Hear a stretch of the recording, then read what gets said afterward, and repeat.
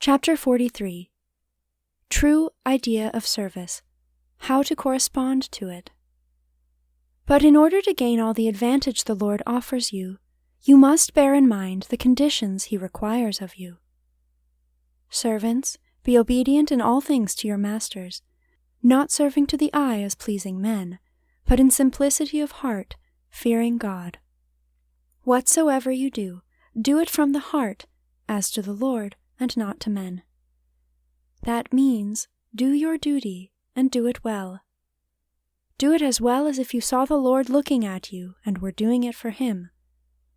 Do not at all consider who your employer may be, but look at Christ.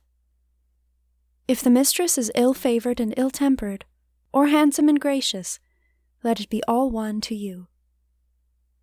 Our blessed Savior is beautiful and gracious enough, and after all, it is He whom you are serving. Suppose the mistress is overbearing and hard to please. It's Bridget here and Bridget there, without rhyme or reason. Never mind, every time you go here or go there, the Lord is pleased and delighted with your ready and cheerful obedience to that overbearing and difficult mistress.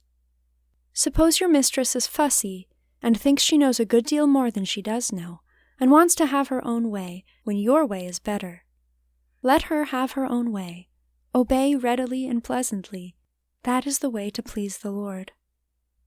Suppose she scolds you unjustly, when you have committed no fault. Bear it patiently. Let the storm blow over. For it is the Lord that has placed her over you, and who says, "Obey in all things." That is to say, where there is no sin or wrong. If you think there is just cause of complaint, or you could better your condition elsewhere, you are at liberty to leave. But as long as you are there, observe this line of conduct, and your service will be all for the Lord.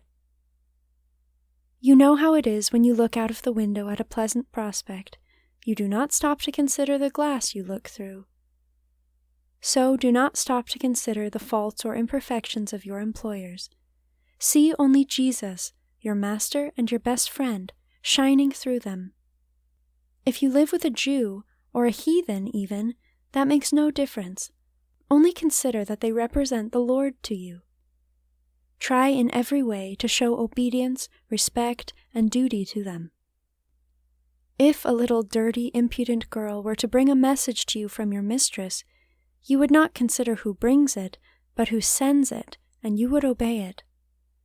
So think, no matter who your employers may be, that all their commands have been sent by the Lord to you, through their means, and that you are fulfilling them for Him.